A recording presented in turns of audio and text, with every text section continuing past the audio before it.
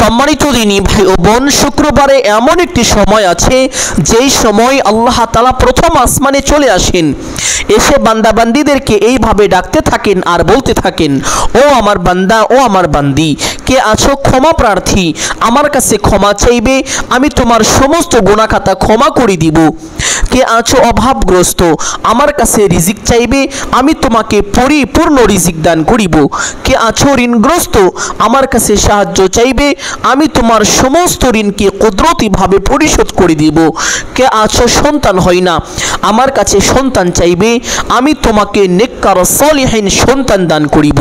কে আছো কার কি প্রয়োজন, আমার কাছে চাইবে, আমি তোমার সমস্ত চাওয়াকে আজ পূরণ করে দিব। সুবহানাল্লাহ। আল্লাহ তাআলা এইভাবে প্রত্যেকটি বান্দা বান্দিদেরকে নাম ধরে ধরে ডাকতে থাকেন আর বলতে থাকেন। আর সে সময়টি হলো শুক্রবার রাতের তৃতীয় অংশে, যেমন ধরেন 2টা বা 3টার দিকে। এই সময় ঘুম থেকে উঠে একটি ছোট্ট তাসবিহের আমল যদি করতে পারেন, আপনার কপাল খুলে যাবে, ভাগ্য পরিবর্তন হয়ে যাবে, জীবনের সকল অভাব অনটন দুঃখ কষ্ট পেরেশানি বিপদ আপদ বালা মুসিবত সাথে সাথে দূর হয়ে যাবে। সুবহানাল্লাহ। সম্মানিত দিনী ভাই ও বোন, আল্লাহ তাআলা বলেন, ফাইযা কুদিয়াতিস সালাতু ফান্তাশিরু ফিল আরদি ওয়াবতাগু মিন ফাদলিল্লাহ ওয়াযকুরুল্লাহা কাসীরান লাআল্লাকুম তুফলিহুন। যখন সালাত শেষ হবে, সালাতের যখন সমাপ্তি হবে, তখন তোমরা পৃথিবীতে ছড়িয়ে ছিটিয়ে পড়ো এবং আল্লাহ তাআলার অনুগ্রহের অনুসন্ধান করো এবং তোমরা আল্লাহকে বেশি বেশি স্মরণ করো, যাতে তোমরা সফল হতে পারো। সুবহানাল্লাহ। এই আয়াতের মধ্যে আল্লাহ তাআলা এটাই বুঝিয়েছেন, ও আমার বান্দারা, তোমরা যদি ধনী হতে চাও, বড়লোক হতে চাও, তোমরা যদি অভাব অনটন থেকে মুক্তি পেতে চাও, তোমরা যদি সফল হতে চাও, তাহলে কাজের পাশাপাশি আমি আল্লাহকে স্মরণ করো। আর স্মরণ করার একটি উত্তম মাধ্যম হলো আজকের এই আমলটি। সুবহানাল্লাহ। নবীজি সাল্লাল্লাহু আলাইহি ওয়াসাল্লাম নিজে এই দোয়াটি পাঠ করেছেন, সাহাবীরা তা শুনেছেন। সম্মানিত দিনী ভাই ও বোন, দুনিয়ার সমস্ত ব্যস্ততা ত্যাগ করে, দুনিয়ার সমস্ত কাজ ফেলে রেখে একমাত্র আল্লাহকে সন্তুষ্টি করার উদ্দেশ্যে যদি এই আমলটি করতে পারেন, আপনার খুশনসিব, আপনার কপাল খুলে যাবে। দুনিয়া ও আখিরাতে প্রত্যেকটি জায়গায় আপনি সফল হয়ে যাবেন। সুবহানাল্লাহ। সম্মানিত দিনী ভাই ও বোন, হযরত আবু হুরায়রা রাদিয়াল্লাহু তাআলা আনহু থেকে বর্ণিত এক হাদিসের মধ্যে এসেছে, নবীজি সাল্লাল্লাহু আলাইহি ওয়াসাল্লাম বলেন যে আল্লাহ তাআলা বলেছেন, হে আদম সন্তান, আমার ইবাদতের জন্য যদি তোমরা ঝামেলা মুক্ত হও, আমি তোমাদের অন্তরকে প্রশস্ত করে দিব এবং তোমাদের অভাব অনটন দুঃখ কষ্ট, তোমাদের সমস্ত দারিদ্রতাকে ঘুচিয়ে দিব। আর যদি তা না করো, তাহলে আমি আল্লাহ তাআলা তোমাদের হাতকে ব্যস্ততায় ভরে দিব এবং তোমাদের অভাব অনটন কখনোই দূর করব না, তোমাদের দারিদ্রতাকে ঘুচিয়ে দিব না। নাউযুবিল্লাহ। সম্মানিত দিনী ভাই ও বোন, আপনি যদি চান আপনার সকল অভাব অনটন দুঃখ কষ্ট দূর হয়ে যাক, আপনার সকল দারিদ্রতা ঘুচিয়ে যাক, তাহলে অবশ্যই এই আমলটি করার সময় দুনিয়ার সমস্ত ব্যস্ততা ত্যাগ করে, দুনিয়ার সকল কাজ ফেলে রেখে একমাত্র আল্লাহকে সন্তুষ্টি করার জন্য করবেন। সম্মানিত দিনী ভাই ও বোন, আমরা অনেক সময় নামাজের মধ্যে দুনিয়াবি চিন্তা করি, আমরা সঠিকভাবে চিন্তা মুক্ত হয়ে দুনিয়ার ব্যস্ততা ত্যাগ করে নামাজ আদায় করতে পারি না। এইভাবে যদি চলতে থাকেন, তাহলে জীবনে কোনোদিন আপনি ধনী হওয়ার স্বপ্ন দেখতে পারবেন না, জীবনে কোনোদিন বড়লোক হওয়ার স্বপ্ন আপনি দেখতে পারবেন না। কারণ আল্লাহ তাআলা আপনাকে কোনোভাবে সফলতা দিবেন না, আপনার অভাবকে দূর করবেন না, আপনার দারিদ্রতাকে ঘুচিয়ে দিবেন না। এটা আল্লাহ তাআলা আগেই বলে দিয়েছেন। নাউযুবিল্লাহ। সম্মানিত দিনী ভাই বোন, এই জন্য যদি ধনী হতে চান, বড়লোক হতে চান, তাহলে অবশ্যই একমাত্র আল্লাহকে সন্তুষ্টি করার জন্য এই আমলটি করবেন। দুনিয়ার সমস্ত ব্যস্ততা ত্যাগ করে ফজরের ওয়াক্ত শুরু হওয়ার আগে তথা 2টা বা 3টার দিকে তাহাজ্জুদ নামাজের সময় ঘুম থেকে উঠে যাবেন। এই সময়ের ব্যাপারে নবীজি সাল্লাল্লাহু আলাইহি ওয়াসাল্লাম বলেছেন যে এই সময় সময় আল্লাহ তাআলা প্রথম আসমানে চলে আসেন, বান্দা বান্দীদেরকে ডাকতে থাকেন, ও আমার বান্দা, ও আমার বান্দি, কে আছো, কার কি প্রয়োজন আমার কাছে চাইবে, আমি তোমার সমস্ত চাওয়াকে আজ পূরণ করে দিব। সুবহানাল্লাহ। নবীজি বলেন এই সময় কোনো দোয়া করা হলে ওই দোয়াকে আল্লাহ তাআলা কখনোই ফিরিয়ে দেন না, অবশ্যই আল্লাহ তাআলা সেই দোয়াকে কবুল করে থাকেন। সম্মানিত দিনী ভাই ও বোন, আপনি হয়তো অনেক দিন যাবত ঋণগ্রস্ত হয়ে আছেন, অভাব অনটনের মধ্যে আছেন, কোনোভাবে আপনার অভাব দূর হচ্ছে না, আপনার ঋণ পরিশোধ হচ্ছে না, তাহলে এই আমলটি করুন। প্রথমে ঘুম থেকে উঠে যাবেন, ওঠার পরে উত্তম রূপে ওযু করিবেন। ওযুর পূর্বে ছোট্ট দুইটি বিষয় অবশ্যই লক্ষ্য করিবেন। এক নম্বর বিষয় হলো ওযুর পূর্বে ওযুর নিয়ত করা। ওযুর পূর্বে ওযুর নিয়ত না করিলে ওযু হয় না, এই বিষয়টি অনেকেই জানেন না। আবার অনেকেই জানেন না ওযুর নিয়ত কিভাবে করতে হয়। সম্মানিত দিনী ভাই বোন, ওযুর নিয়ত এইভাবে করিবেন। ওযুর পূর্বে আপনি আপনার মনে মনে এই সংকল্পনা করিবেন, এই ধারণা করিবেন যে এখন আমি আল্লাহ তাআলার সন্তুষ্টির জন্য ওযু করছি, তাহলেই আপনার ওযুর নিয়ত হয়ে যাবে। অতঃপর বিসমিল্লাহির রহমানির রহিম পাঠ করে ওযু আরম্ভ করিবেন। ওযুর প্রত্যেকটি অঙ্গ প্রত্যঙ্গ ভালোভাবে ধৌত করিবেন। সম্মানিত দিনী ভাই বোন, ওযুর শুরুতে বিসমিল্লাহির রহমানির রহিম পাঠ না করিলেও ওযু হয় না, এটাও হাদিসের মধ্যে এসেছে। এই জন্য বিষয়টি লক্ষ্য রেখে ওযুটি আপনাকে করতে হবে। ওযু শেষ করে আপনার ডান হাতের শাহাদাত আঙ্গুলটি আসমানের দিকে সোজা করে দিয়ে একবার কালিমা শাহাদাত পাঠ করিবেন। আশহাদু আল্লা ইলাহা ইল্লাল্লাহু ওয়াহদাহু লা শারীকা লাহ ওয়া আশহাদু আন্না মুহাম্মাদান আবদুহু ওয়া রাসূলুহু। নবীজি বলেন কেউ যদি ওযুর পরে কালিমা শাহাদাত একবার পাঠ করে, আল্লাহ তাআলা ওই ব্যক্তির জন্য জান্নাতের 8টি দরজা খুলে দিবেন। ওই ব্যক্তি জান্নাতের যেই দরজা দিয়ে ইচ্ছে সেই দরজা দিয়ে সসম্মানে বিনা হিসাবে জান্নাতে প্রবেশ করতে পারবে, তার জন্য কোনো বাধাই থাকবে না। সুবহানাল্লাহ। সম্মানিত দিনী ভাই বোন, কালিমাটি পাঠ করা শেষ করে একটি পবিত্র স্থানে চলে যাবেন, গিয়ে কিবলামুখী হয়ে সোজা হয়ে দাঁড়াবেন, দাঁড়িয়ে তাহাজ্জুদের নামাজ আদায় করিবেন। অনেকে জানেন না তাহাজ্জুদের নামাজ কিভাবে পড়তে হয়, কোন কোন সূরা দিয়ে পড়তে হয়, এই নামাজের মধ্যে কখন কোন দোয়া কতবার পাঠ করিতে হয় এবং এই নামাজের নিয়ত কিভাবে করতে হয়। সম্মানিত দিনী ভাই ও বোন, তাহাজ্জুদ নামাজ পড়ার জন্য আলাদাভাবে কোনো সূরা নেই, যে কোনো সূরা দিয়ে এই নামাজ পড়া যায়। তবে এই নামাজের নিয়তটি এইভাবে করিবেন, আমি কিবলামুখী হয়ে আল্লাহ তাআলার সন্তুষ্টির জন্য 2 রাকাত তাহাজ্জুদের নামাজ পড়িতেছি। 2 রাকাত করে 8 অথবা 12 রাকাত পড়ার চেষ্টা করিবেন, কারণ হাদিসের মধ্যে এসেছে আল্লাহর নবী সাল্লাল্লাহু আলাইহি ওয়াসাল্লাম তাহাজ্জুদের নামাজ কখনো 8 রাকাত পড়েছেন, আবার কখনো 12 রাকাত পড়েছেন, তবে এর থেকে কম বা বেশি কখনোই পড়েননি। এই জন্য এই হাদিস দ্বারা বোঝা যায় অবশ্যই এর মধ্যে কোনো না কোনো ফজিলত আছে, আর তা না হলে নবীজি সাল্লাল্লাহু আলাইহি ওয়াসাল্লাম কেন 8 এবং 12 এর থেকে কম বা বেশি পড়েননি। যদি আপনি সেই ফজিলতের আশায় 8 অথবা 12 রাকাত পড়তে পারেন তাহলে সবচাইতে ভালো। যদি না পারেন কমপক্ষে 2 রাকাত নামাজ হলেও অবশ্যই পড়িবেন ইনশাআল্লাহ। সম্মানিত দিনী ভাই বোন, তাহাজ্জুদ নামাজ শেষ করে সেই স্থানে বসে প্রথমে এই ছোট্ট দরুদটি পাঠ করিবেন। আল্লাহুম্মা সাল্লি আলা মুহাম্মাদিন আবদিকা ওয়া রাসূলিকা ওয়া আলাল মুমিনিনা ওয়াল মুমিনাতি ওয়াল মুসলিমিনা ওয়াল মুসলিমাতি। কিতাবের মধ্যে এসেছে এই দরুদটি হলো ধন সম্পদ লাভের দরুদ। এই দরুদ বেশি বেশি পাঠ করলে ধন সম্পদ বৃদ্ধি হয়, এবং কেউ যদি নিয়মিত এই দরুদটি পাঠ করে আল্লাহ তাআলা তাকে গুপ্ত ধন দান করিবেন। সুবহানাল্লাহ। সম্মানিত দিনী ভাই বোন, এই জন্য চেষ্টা করিবেন এই দরুদটি বেশি বেশি পাঠ করার জন্য। আমলের সময় এইভাবে 7 বার পাঠ করিবেন।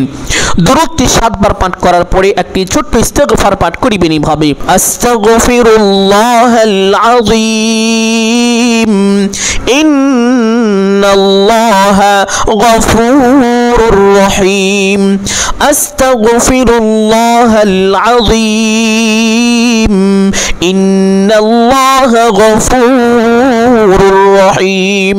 সম্মানিত দিনী ভাই বোন, এই ইস্তেগফারের মধ্যে এমন একটি নাম আছে যেই নামের উসিলা করে আল্লাহ তাআলার কাছে ক্ষমা চাওয়া হলে সাথে সাথে তার গুনাহগুলোকে ক্ষমা করে দেন। সুবহানাল্লাহ। একবার হযরত মুসা পয়গম্বর আলাইহিস সালামের জামানায় অনেক দিন যাবত বৃষ্টি হয় না। বৃষ্টি না হওয়ার কারণে প্রচুর পরিমাণ খরা শুরু হলো। খরার কারণে জমিনগুলো একেবারে চৌচির হতে লাগলো, গাছপালা ফসলাদি সমস্ত কিছু মরে যেতে লাগলো। হযরত মুসা পয়গম্বর আলাইহিস সালাম সিদ্ধান্ত নিলেন যে তার কওমের সমস্ত লোকজনকে এক জায়গায় করে আল্লাহ তাআলার কাছে বৃষ্টির জন্য দোয়া করবেন। তার সিদ্ধান্ত অনুযায়ী সমস্ত কওমের লোকজনকে একত্রিত করে আল্লাহ তাআলার কাছে দোয়া করলেন, কিন্তু দোয়া কবুল হলো না। ওহী নাজিল হয়ে গেল, ও মুসা পয়গম্বর, তুমি যাদেরকে সাথে নিয়ে আমি আল্লাহর কাছে হাত তুলেছো, তোমাদের মাঝে এমন একজন ব্যক্তি আছে যেই ব্যক্তি জিনা করেছে। আমি ওই ব্যক্তিকে অপছন্দ করি, ওই ব্যক্তির উপরে আমি রাগান্বিত হয়ে আছি, এই জন্য তোমাদের দোয়া কবুল হচ্ছে না, আমি তোমাদেরকে বৃষ্টি দিচ্ছি না। অতঃপর হযরত মুসা পয়গম্বর আলাইহিস সালাম সিদ্ধান্ত নিলেন ওই ব্যক্তিকে এখান থেকে বের করে দিবে। তার সিদ্ধান্ত অনুযায়ী হযরত মুসা পয়গম্বর আলাইহিস সালাম বললেন, এইখানে কে এমন আছো যেই ব্যক্তি জিনা করেছো, তুমি এখান থেকে বেরিয়ে যাও, তোমার জন্য আমাদের কারোর দোয়াই কবুল হচ্ছে না। ওই ব্যক্তি চিন্তা করতে লাগলেন, আমি যদি এখান থেকে বের হয়ে যাই তাহলে তো মানুষ আমাকে চিনে ফেলবে, মানুষ বুঝে যাবে, জানতে পারবে যে আমি জিনা করেছি।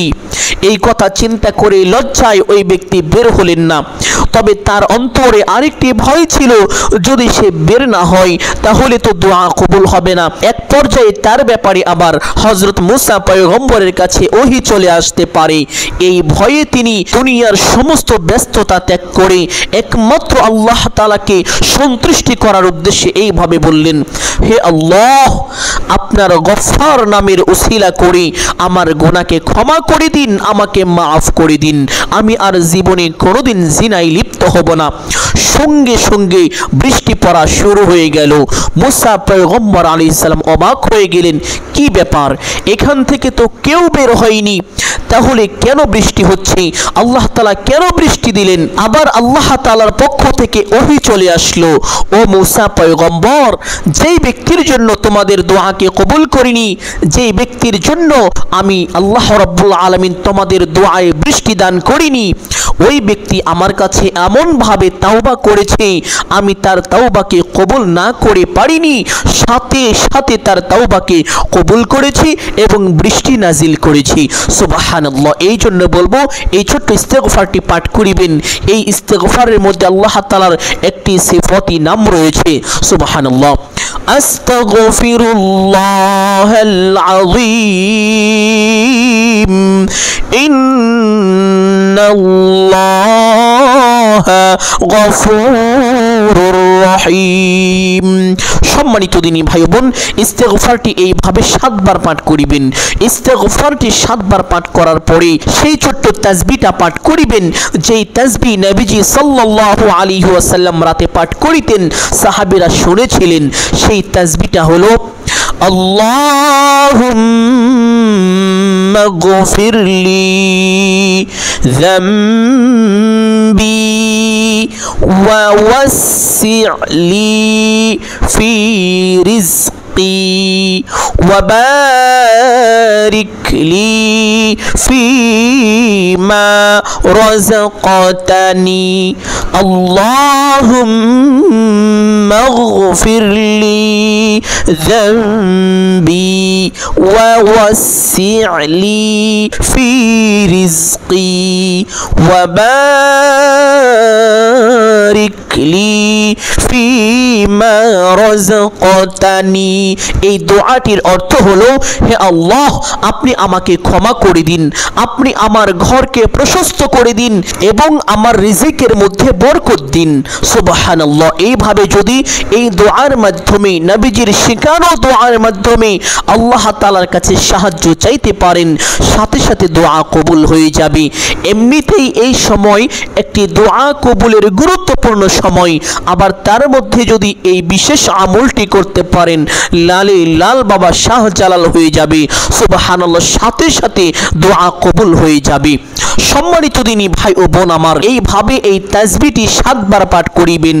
তাসবিহটি পাঠ করার পরে একটি ছোট্ট দোয়া পাঠ করিবেন, যেই দোয়ার ব্যাপারে পবিত্র হাদিসের মধ্যে এসেছে, নবীজি সাল্লাল্লাহু আলাইহি ওয়াসাল্লাম রাস্তা দিয়ে হেঁটে যাচ্ছেন, যাওয়ার পথে দেখতে পারলেন মসজিদের মধ্যে একজন সাহাবী বসে আছেন। নবীজি সন্দেহ করলেন যেটা হয়তো অমুক সাহাবী হবে। তার সন্দেহ অনুযায়ী মসজিদের মধ্যে চলে গেলেন, গিয়ে দেখতে পারলেন যে ওই সাহাবী মসজিদের মধ্যে বসে আছেন। নবীজি সাহাবীকে জিজ্ঞেস করলেন, ও আমার সাহাবী, এখন তো নামাজের সময় হয়নি, তাহলে কেন তুমি মসজিদের মধ্যে একা একা বসে আছো? কি চিন্তা করছো? কি টেনশন তোমার? সাহাবী বললেন, ইয়া রাসূলুল্লাহ সাল্লাল্লাহু আলাইহি ওয়াসাল্লাম, অনেক টেনশনের মধ্যে আছি, বিপদ আপদের মধ্যে আছি, দুঃখ কষ্ট পেরেশানি, ঋণ আমার উপরে ভর করেছে। সম্মানিত দিনী ভাই বোন, সাহাবীকে নবীজি সাল্লাল্লাহু আলাইহি ওয়াসাল্লাম একটি দোয়া শিখিয়ে দিলেন এবং বলে দিলেন, তুমি বাড়িতে চলে যাও, গিয়ে এই আমলটি করো। সাহাবী বাড়িতে গিয়ে এই দোয়ার আমলটি করতে লাগলেন। অল্প কয়েকদিনের মধ্যে আল্লাহ তাআলা তাকে এত ধন সম্পদ দান করিলেন যে তিনি রাতারাতি ধনী হয়ে গেলেন। সকল অভাব অনটন দুঃখ কষ্ট বিপদ আপদ দুশ্চিন্তার সাথে সাথে দূর হয়ে গেল। সুবহানাল্লাহ। আর সেই দোয়াটি হলো, আল্লাহুম্মা ইন্নী আসআলুকাল হুদা ওয়াত-তুকা ওয়াল-আফাফা ওয়াল-গিনা। আল্লাহুম্মা ইন্নী আসআলুকাল হুদা ওয়াত-তুকা ওয়াল-আফাফা ওয়াল-গিনা। সম্মানিত দিনী ভাই বোন, আমলের সময় ছোট্ট দোয়াটি এইভাবে 7 বার পাঠ করিবেন। যারা খুব বেশি ঋণগ্রস্ত আছেন, একেবারেই বেশি অভাবের মধ্যে আছেন, তারা এই ছোট্ট দোয়াটি 7 বার পাঠ করিবেন। আল্লাহুম্মা আজিরনি মিনাদ-দাইন, হে আল্লাহ, আপনি আমার ঋণকে পরিশোধ করে দিন। আল্লাহুম্মা আজিরনি মিনাদ-দাইন। সম্মানিত দিনী ভাই ও বোন, দোয়াটি 7 বার পাঠ করার পরে আবার সেই ছোট্ট দরুদটি পাঠ করিবেন। আল্লাহুম্মা সাল্লি আলা মুহাম্মাদিন নাবিয়্যিল উম্মিয়্যি ওয়া আলা আলিহি ওয়া সাল্লিম তাসলিমা। এই দরুদের আরেকটি বিশেষ আমল আছে। সম্মানিত দিনী ভাই বোন, নবীজি সাল্লাল্লাহু আলাইহি ওয়াসাল্লাম বলেছেন, যেই ব্যক্তি শুক্রবার আসর নামাজের পরে সেই স্থানে বসে এই ছোট্ট দরুদটি 80 বার পাঠ করিবে, আল্লাহ তাআলা তার 80 বছরের সমস্ত গুনাহ খাতা ক্ষমা করে দিবেন এবং তার যেই গুনাহগুলো ছিল এই গুনাহগুলোকে আল্লাহ তাআলা নেকিতে পরিবর্তন করে দিবেন। সুবহানাল্লাহ। সম্মানিত দিনী ভাই বোন, আপনি যেই স্থানে আসরের 4 রাকাত ফরজ নামাজ আদায় করিবেন সেই স্থান থেকে উঠবেন না। সেই স্থান থেকে না উঠে সেখানে বসে বসে ছোট্ট দরুদটি 80 বার পাঠ করিবেন। কোনো অনর্থক কথাবার্তা না বলে একাধারে 80 বার পাঠ করতে হবে। তাহলে আল্লাহ তাআলা আপনার জীবনের 80 বছরের সমস্ত গুনাহ ক্ষমা করে দিবেন এবং যেই পরিমাণ গুনাহ ছিল ওই পরিমাণ নেকি আপনার আমল নামায় দান করিবেন। সুবহানাল্লাহ। সম্মানিত দিনী ভাই বোন, আমলের সময় দরুদটি এইভাবে 7 বার পাঠ করার পরে দোয়া মুনাজাত করিবেন এইভাবে। আলহামদুলিল্লাহি রাব্বিল আলামিন ওয়াসসালাতু ওয়াসসালামু আলা সাইয়্যিদিল আম্বিয়া ওয়াল মুরসালিন। অতঃপর আপনার যাহা কিছু প্রয়োজন সমস্ত কিছু মহান আল্লাহ তাআলার কাছে চাইবেন। চাওয়া শেষ করে একবার বলবেন, হে আল্লাহ, আপনার হাবিবের উসিলা করে আমার দোয়া মুনাজাত কবুল আর মঞ্জুর করুন। অতঃপর 3 বার বলবেন, আমিন আমিন আমিন বিরহমাতিকা ইয়া আরহামার রাহিমিন। দোয়া মোনাজাত শেষ করে সাথে সাথে একবার পড়বেন সাল্লাল্লাহু আলাইহি ওয়াসাল্লাম। আপনার দোয়া আল্লাহ তাআলার আরশে আজিমে পৌঁছে যাবে, দোয়া কবুল আর মঞ্জুর হয়ে যাবে। এইভাবে যদি আমলটি করতে পারেন, জীবনের সকল অভাব অনটন দুঃখ কষ্ট পেরেশানি বিপদ আপদ দূর হয়ে যাবে। ঋণের পরিমাণ যদি পাহাড় সমান হয়ে থাকে, তবু আল্লাহ তাআলা কুদরতিভাবে তা পরিশোধ করে দিবেন। সুবহানাল্লাহ। সম্মানিত দিনী ভাই বোন, আমি আশা করছি আজকের এই আমলটি আপনাদের সকলের জন্য অত্যন্ত গুরুত্বপূর্ণ এবং উপকারী ছিল। অতএব সকলকে বলবো সদকায়ে জারিয়ার উদ্দেশ্যে কমপক্ষে একটি হলেও শেয়ার করে দিবেন। যদি ভিডিওটি ভালো লাগে একটি লাইক করবেন, কমেন্টে আমিন বলে দোয়ায় শরীক থাকবেন। আসসালামু আলাইকুম ওয়া রাহমাতুল্লাহি ওয়া বারাকাতুহু।